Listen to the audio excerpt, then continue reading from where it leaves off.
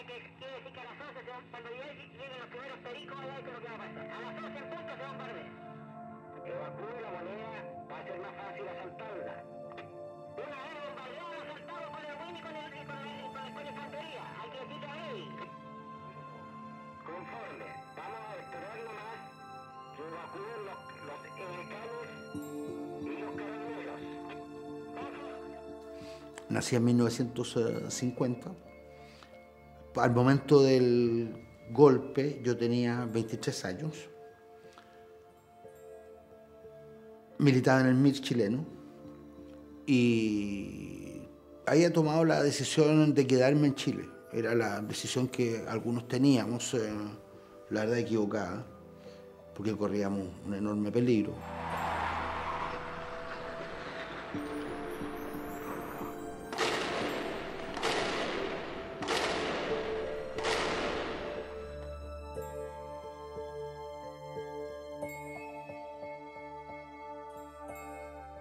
Nací un 26 de abril de 1941 en Punta Arenas y de ahí me trasladé a Santiago e ingresé a la Facultad de Derecho de la Universidad de Chile. O sea, desde 1970 el presidente Allende me designa directora general de Asistencia Social y encargada de la UNEMI. Y durante todo ese periodo me tocó realizar importantes funciones y también muchas tareas, como era la acogida de todos los refugiados políticos que llegaron a Chile entre 1970 y 1973. Vivíamos todo un clima de mucha intensidad, de mucha polarización. Era evidente que estábamos viviendo un proceso que no se iba a poder sostener, que algo iba a pasar. Nadie pudo prever, eso sí, las consecuencias. Yo llegué a los 20 años de San Felipe a trabajar en la Embajada de Bélgica. A los 36 años, justo con esa edad, vino el golpe, que fue muy desagradable para todos, porque llegamos a la oficina, el cónsul había llegado, llamó a las secretarias que no fueran a la oficina. Y estábamos los dos solos.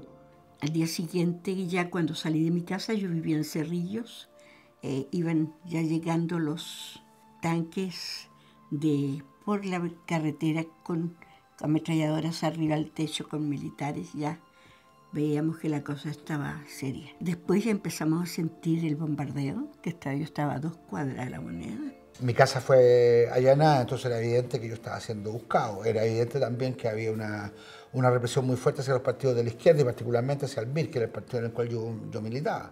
La dirigencia del MIR comenzó a ser buscada, se le ponía incluso precio a sus cabezas. Y en eso empiezan a golpear los militares en la puerta, pero eran muchachos jóvenes. Ese era el miedo, muchachos jóvenes que podían tener distintas reacciones. Abre la puerta del cónsul y le dicen, todos para afuera, somos 2, para afuera. Las cosas rápidamente cambiaron porque mi padre, que era un oficial de la Fuerza Aérea, fue detenido y de alguna forma puesto en una condición de rehén para obligarme a que yo me checara.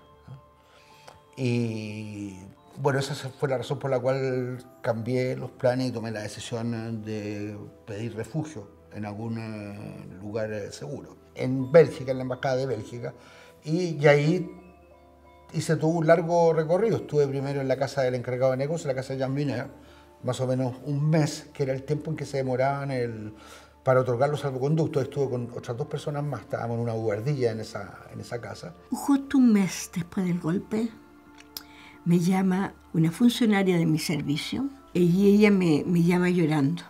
Y me dice, señora Adriana, dejé su casa de inmediato. Estamos en una reunión, me dijo, en el Ministerio del Interior. Y en un momento en que salió el ministro, yo vi sobre su escritorio el decreto por el cual a usted ordenaron su detención y los cargos que le hacen son terribles, váyase, váyase. Ahí contacté al corresponsal de Le Monde. Él sabía que el trabajo que yo había hecho, el tipo de trabajo que yo había hecho, no me iba a causar problemas. Así que me dice, ya, vente a mi casa. yo te voy a ingresar a una embajada. Y al día siguiente partimos con mi marido, dejé mis hijas con mi mamá y nos fuimos a juntar con él a su casa, frente al Estadio Nacional, quedé en Pana. Ahí vi a todos los compañeros y compañeras que estaban presos, pegados a las rejas, mirándose fuera. Mucha gente, mucha. Seguimos en un taxi, llegamos, nos juntamos con él y él nos llevó hasta la casa de la residencia del embajador. Tenía 7 meses y medio de embarazo. Y cuando ya después comenzó ya el problema que quedó Minera a cargo de la embajada, fue muy duro el trabajo, tanto para él como para nosotros. El tener cuidado con la puerta, el no tener ningún contacto con la gente que iba a pedir ayuda a la embajada. Le digo que esa fue la calle más larga que he caminado en mi vida. Porque teníamos que ir tranquilamente, como que en esa calle, no sé si hay edificios ahora, pero en esa época habían puras casas. Entonces como que íbamos a una casa y caminar tranquilamente, calmamente, pero con el temor de que un disparo pudiera por la espalda llegarnos. Cuando llegamos justo allá se abrieron las puertas e entramos. ¿Por qué la Embajada de Bélgica? Porque mi padre estaba, junto con otros oficiales de la Fuerza Aérea, estaban detenidos. Y había un oficial alguien que Bélgica trató con especial consideración, que es el general Sergio Poblete. Entonces, en el momento que salieron los salvoconductos, para esas 2 personas que estaban conmigo en la casa del encargado de negocios, salieron también los salvoconductos de muchas personas que estaban acá. Con lo cual, ahí me pudieron traer, y entré creo que en la maleta, si no me equivoco, en la maleta del auto del encargado de negocios. El embajador tenía mucha simpatía por Allende y por todos los socialistas. Cuando vino el golpe sentían el apoyo del embajador, pero el embajador se fue antes y Monsieur Panis se fue y dejó la embajada sola, quedó Monsieur Jean Minera a cargo de la embajada.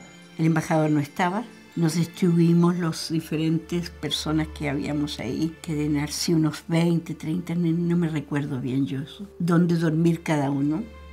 Así que dormimos distribuidos en las diferentes piezas, a sillones, piso, en fin, donde cupiera. Ahora yo reitero, en eso a mí la persona que siempre me ayudó mucho fue el encargado de negocios, fue Jean Minera, que venía, que nos conversaba. En los tiempos, por ejemplo, en que estábamos en la Cancillería, que deben haber sido más o menos unos 2 meses, se cerraba la oficina, ahí no vivía nadie, quedábamos solamente nosotros. Entonces era además delicado lo que ocurría porque se cerraba la oficina por fuera. Y tenía que llevarle comida los sábados y los domingos a Ominami y a González, que quedaron en la oficina. Entonces yo lo acompañaba, lo dejaba en la puerta, él entraba donde ellos, conversaba con ellos, en fin. No sé quién, si fue uno de ellos que el dentista tuvo que hacer una extracción de una muela. En una silla así amarrado para abrir la boca para sacarle No. Y todos nos decían, si sienten grito, quédense callados porque viene el dentista. Así que, no. Y para los efectos de poder tener un poco más de espacio cambiamos nuestro horario. Entonces dormíamos durante el día y deambulábamos por este lugar en la noche donde teníamos un poco más de espacio porque podíamos estar podíamos, claro, incorporar la sala de estar, la sala de espera que tenía la Cancillería. Pero la verdad eran condiciones bien precarias.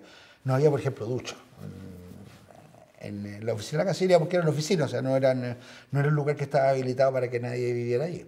A los pocos días, creo que el primero o segundo día, llegó el embajador. Y nosotros veíamos solamente, y ahí ya nos echó de todas las piezas en que estaba y nos mandó a todos a una guardilla que hay arriba, en el 3er piso. Entonces el que sufría aquí era Carmelo, el mayordomo, porque todo el jardín era una cancha de fútbol. Estaba todo hecho pedazos, todo. Pero la persona que más contacto con nosotros tuvo fue el mayordomo, que fue quien nos recibió. Fue una persona extraordinaria, fue el contacto humano que teníamos adentro de la embajada durante la estadía. allá se portó muy bien él. Ellos cocinaban, el embajador vivía en una pieza arriba con su señora y la cocina, según el mayordomo, la usaban los refugiados. Entonces todo esto era lavandería, lavaban la ropa, la atendían, jugaban fútbol, dormían en distintas piezas, ocuparon toda la embajada, era horrible como estaba la embajada.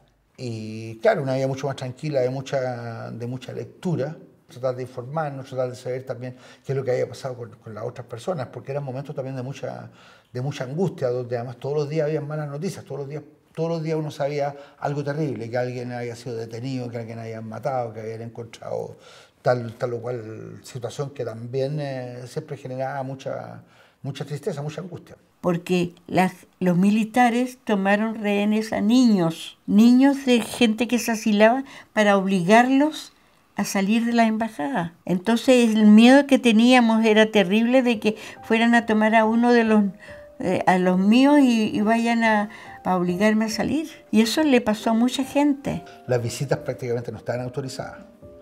Entonces teníamos contacto más bien a través de cartas.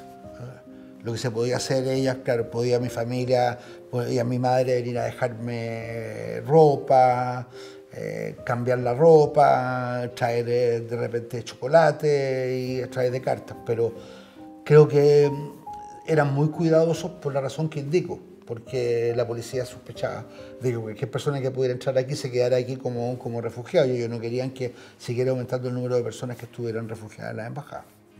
Un susto grande que me pasé fue que en cierto momento tuve síntomas de parto.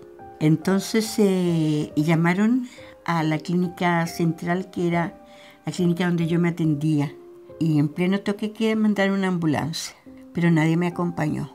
Yo entré con mucho susto a la ambulancia. Afortunadamente, el chofer y el ayudante, el enfermero que venía, me dijeron: no tenga miedo, compañera, la vamos a pasar por calles donde no pasan patrulla. Y así llegamos a la clínica central. Ellos me dijeron que me quedara en la ambulancia y ellos iban a buscar a alguien de confianza.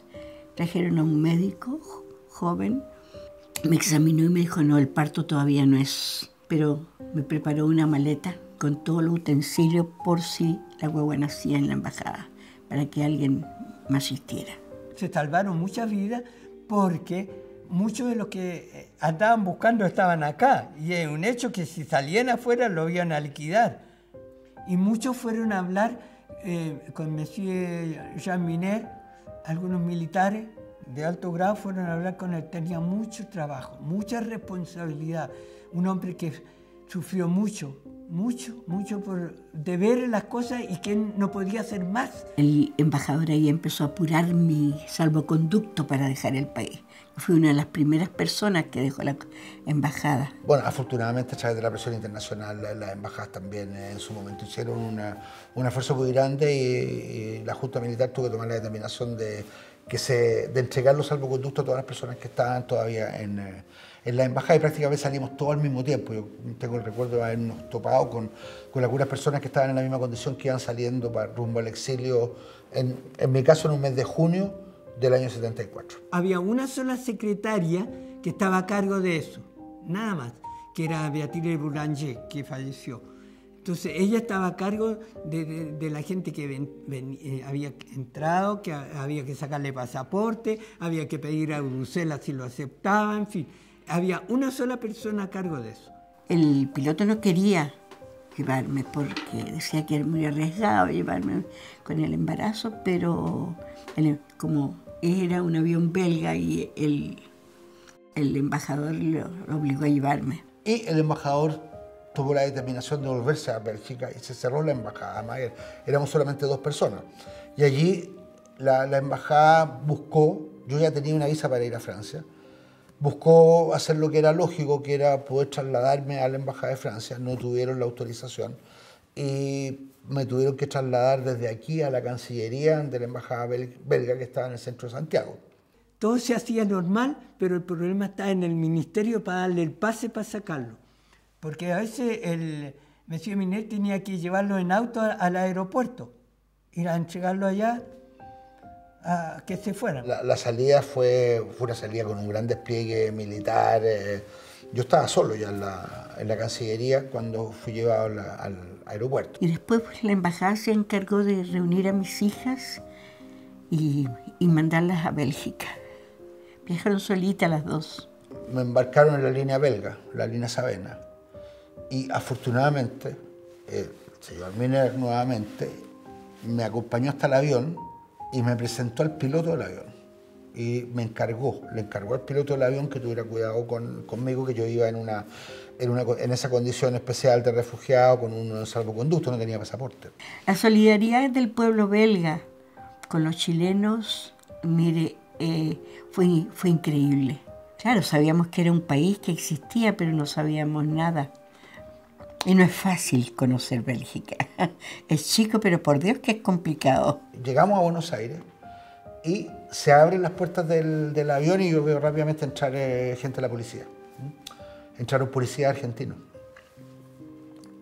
Yo dije, aquí lo que pensé en ese momento es que iban a sacar al uruguayo que había entrado recientemente al avión.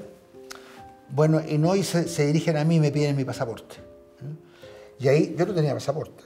Ahí yo vi también cómo la azafata se fue corriendo a buscar al piloto. Y el piloto, eso no se me olvida, nunca salió, porque creo que estaba incluso descalzo, salió descalzo y le pegó un empujón a la policía diciéndole que se fueran. Nosotros íbamos con lo puesto, no teníamos maleta ni ropa. Y era octubre, había un calor en Santiago, entonces no teníamos ropa apropiada para allá. Llegamos entonces con mucho frío. A mí me alojaron en Bruselas, en una casa bastante elegante, que era una casa para señoras de antiguos combatientes. Y ahí nos instalaron en un hotel que era de la Mutualidad Cristiana. Pero era un lugar bastante elegante, bonito, con una disciplina así muy estricta. Entonces había que tomar desayuno a las 7:30 de la mañana, se almorzaba a las 11:30 y la cena era tipo 5:30 de la tarde. Nos hicieron engordar porque el jefe de la cocina, el chef de cocina, para mostrar su solidaridad nos mandaba unas cantidades increíbles de papas fritas, así que nos hizo a todos engordar. Y me fui a trabajar con una cuadrilla de obreros de la construcción.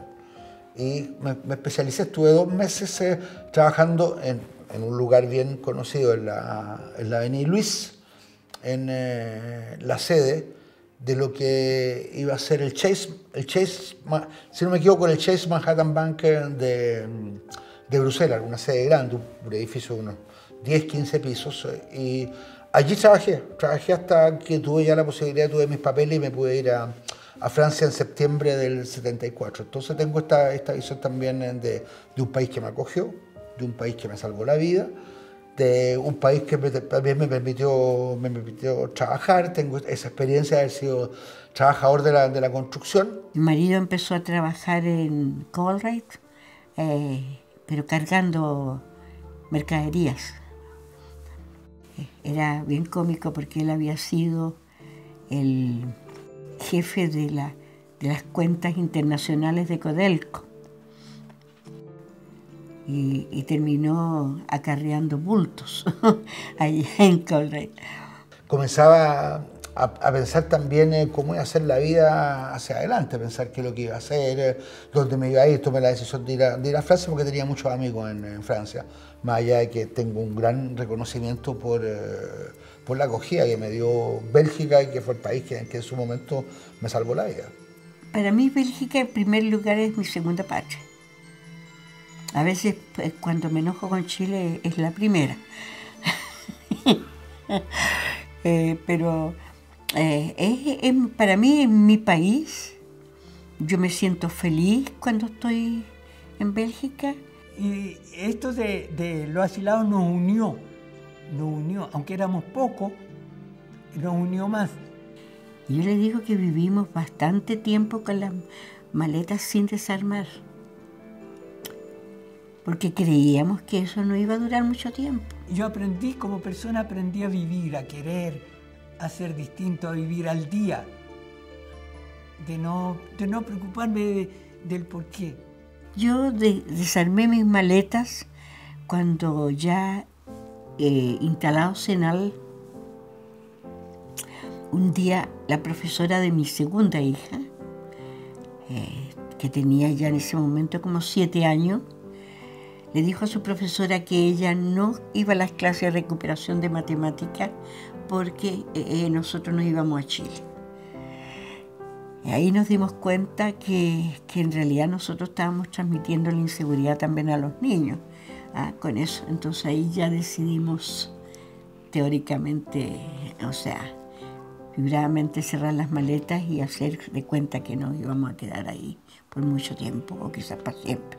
Yo estoy muy agradecido, muy contento, me hicieron otra persona, me valorizaron, conocí el arte.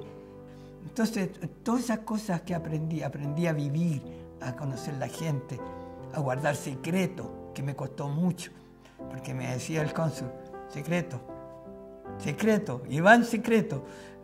Entonces, muchos embajadores me contaron su vida, muchos lloraron conmigo. Me contaron su pena, su angustia, porque no sé, uno me dijo, usted va a ser como mi abuelo. Entonces me emocionaba esas cosas. Esa es parte de mi vida.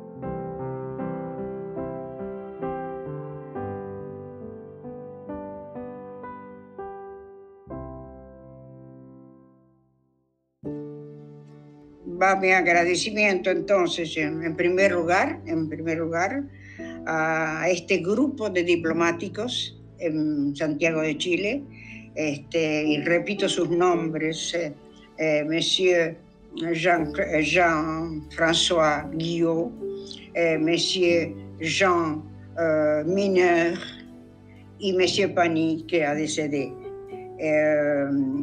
Fueron de un apoyo increíble, solidario y fraternal. El Estado belga se portó muy bien con los chilenos, con el golpe de Estado en Chile, abriendo su embajada, quizás gracias a ese famoso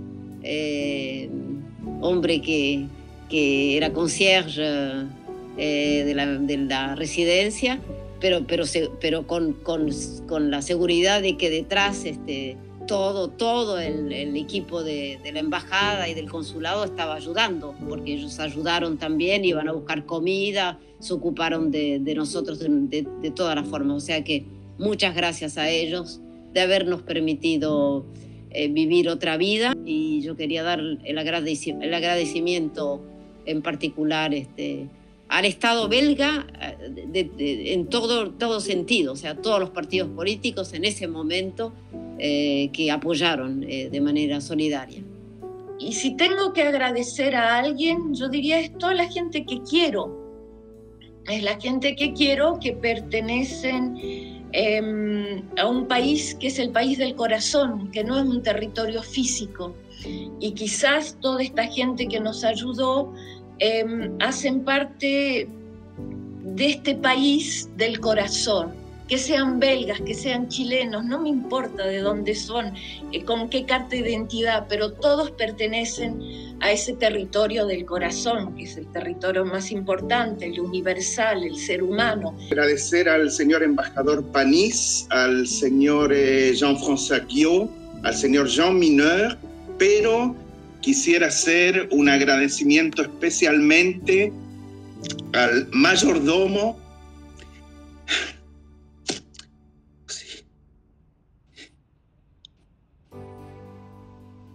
y a su señora, que dejaron entrar mucha gente entre el día del golpe de Estado del 11 de septiembre y fin de septiembre, ya que ellos estaban solos en la casa del embajador. Yo personalmente lo considero como un héroe desconocido, alguien que se la jugó para que la gente pudiera salvar su vida.